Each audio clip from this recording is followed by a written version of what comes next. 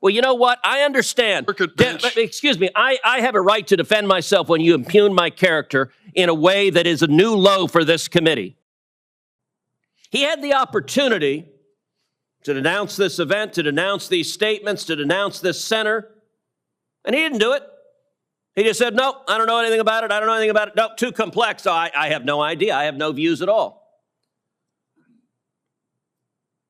He also tried to give this committee the impression that his connection with the center was extremely limited. What center? No, I was just on an advisory board. I don't know. I have no idea what they're doing. Mind you, look, it's possible, I don't know, but it's possible he didn't know about this event celebrating terrorists on 9/11. It's possible he didn't know about the event before it happened. But you know what he didn't do? He didn't resign after it happened. He didn't say, whoa, I didn't know this is what you guys were doing. Nope, he was perfectly fine. And by the way, they kept on doing these events over and over and over again. But he wasn't just on the advisory board. He was a donor. He gave $6,500 of his own money, wrote it to the center.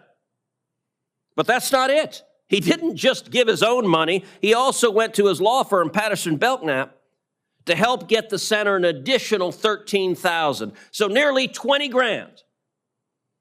And mind you, what Mr. Mangy wants to tell this committee is, yeah, I helped raise nearly 20 grand. I gave $6,500 myself. I was on the advisory board, but you can't blame me for anything. And mind you, he could have done what some of Biden's nominees do, which is take their record and run away from it, denounce it, say I was mistaken, I was young. No, he didn't say any of that. Instead, he just said it's too complex, he can't give an opinion. He didn't denounce any of this. And by the way, who recruited Mr. Mangy to the center? That would be the director, Sahar Aziz, the same woman who described Israel as an occupying force, quote unquote, that engages in, quote, settler colonialism. The Jewish Federation of Greater Metro West, New Jersey, has stated that Aziz, quote, regularly and consistently promoted vile anti-Semitic propaganda. The Senate Democrats agree with that. Quote, vile anti-Semitic propaganda? Well, we're going to find out, and there's no surprise. Senate Democrats of the Russian Politburo. That's how you vote, no matter how extreme the nominee.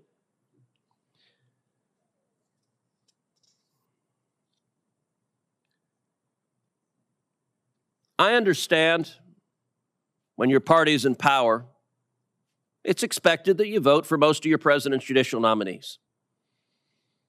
Many of us on the committee were here all 4 years Donald Trump was president. We had a number of nominees. I voted for most of those nominees. I understand that.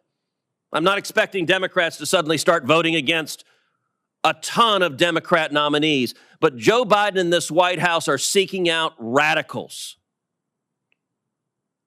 And repeatedly, when President Trump made nominees who we deemed outside the mainstream, we said, no, that's not going to cut it. And we actually exercised advise and consent, the constitutional authority of the Senate. I do not understand why Senate Democrats believe they have no responsibility and why they're willing to rubber stamp these nominees, but I would urge every member of this committee to vote against this nomination. Before recognizing another senator from the Republican side, I'd like to make a statement. It's been my honor to be on this committee for more than 2 decades. This is one of the best committees on Capitol Hill in terms of the opportunity to address issues of the moment and to make a difference in the selection of lifetime appointments for judicial nominations that will impact this country for years forward. I've sat through hundreds and hundreds of these nominations. Under President Biden, it's been close to 200 already. And in the past, like numbers in previous years. I will tell you what happened in this committee, the Senate Judiciary Committee, on December the 13th, 2023, to this nominee is a new low in this committee. A new low. What is it about Adil Mangy that attracts such criticism? We know what the starting point is. He would be the first Muslim American to be appointed to serve on the circuit bench. That's an amazing honor. There are only 3 other Muslim American federal judges, and he would have the highest rank among them. And we know because of that he is a target for things that he's done in the past. But like every other nominee, he has to let his life work speak for itself and answer the questions of this committee.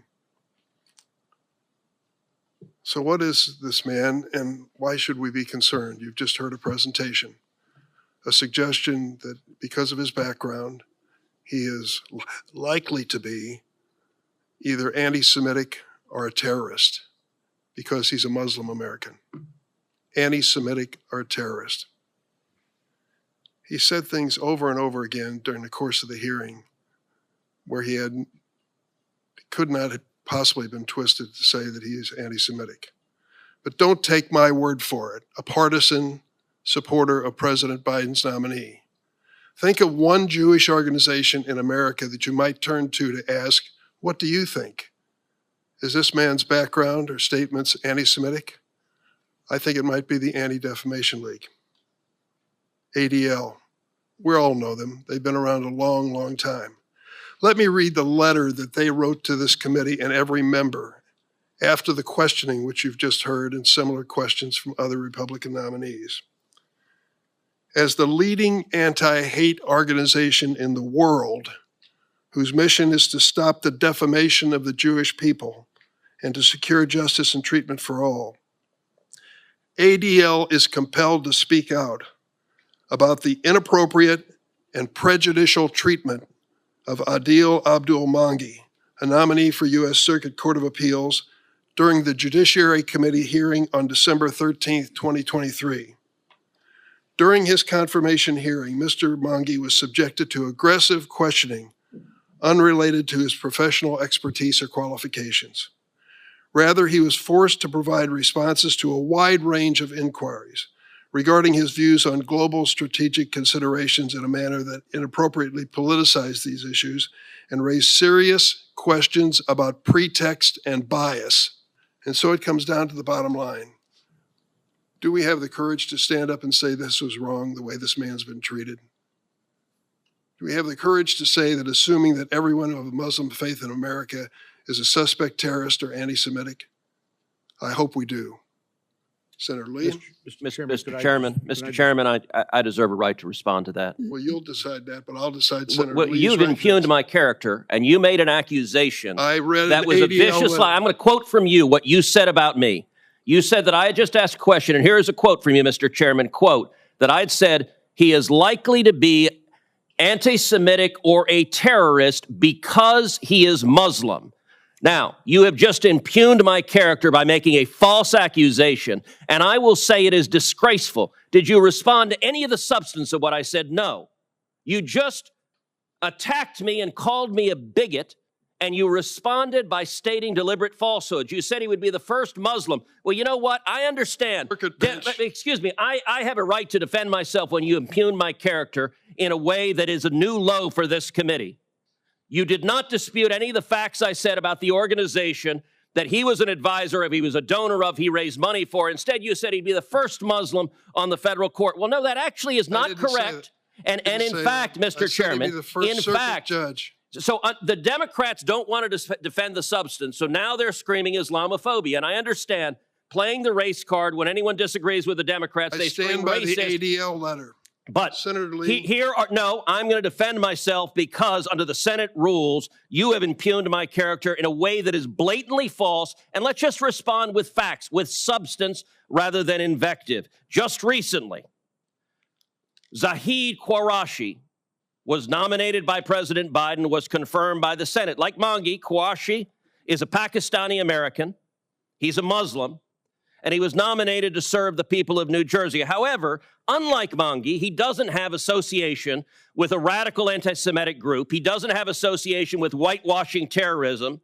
Rather, Qureshi served in the Army. He was deployed twice to Iraq. He worked for the Immigration and Customs Enforcement, and he served as a federal prosecutor. And he received 83 votes in the United States Senate for confirmation. the second most under Joe Biden, second only to a nominee from Texas, whom John Cornyn and I recommended. And so it is not the fact that Mr. Mangi is a Muslim that is his problem. It is the fact that his record is extreme. And by the way, if you want to look to Jewish organizations, the Zionist Organization of America has submitted a letter to this committee opposing the nomination. The Coalition for Jewish Values has submitted a letter to this committee opposing the nomination. Stop Anti-Semitism, a nonpartisan organization, has voiced their concerns with Mr. Mangi's affiliation. I want to introduce into the record, I ask unanimous consent to introduce into a record an article from the New York Post entitled "Biden Judicial Nominee Draws Scrutiny Over Ties to Controversial 9/11 Memorial Event." I responded with substance and fact, and you responded with insults and invective that ignored the substance that Mr. Mangi deliberately associated with a consistently anti-Semitic organization, and yet Democrats are perfectly happy for him to be a federal judge. I stand by the statement that I read into the record from ADL, and I also stand by my quote from you was not from ADL. I stand by the record that I read it into the record, the statement from ADL, and I also stand by what was said under oath by Mr. Mangi after you finished trying to associate him with this organization, that he had no connection with it. Senator Did you just say he had no connection with this organization? Is that seriously what you said in this hearing? He was on the board of advisors, he was a donor and raised money for him, and you just said he has no connection with him? See, you twist this situation. Mr. Chairman, you just said he has no connection with this organization. Is that your view and the view of Senate Democrats? Read his statement to you. Is that your view, that he had no connection with this organization? Senator Lee. Okay, you're refusing to answer because it's obviously indefensible and false. Senator Lee.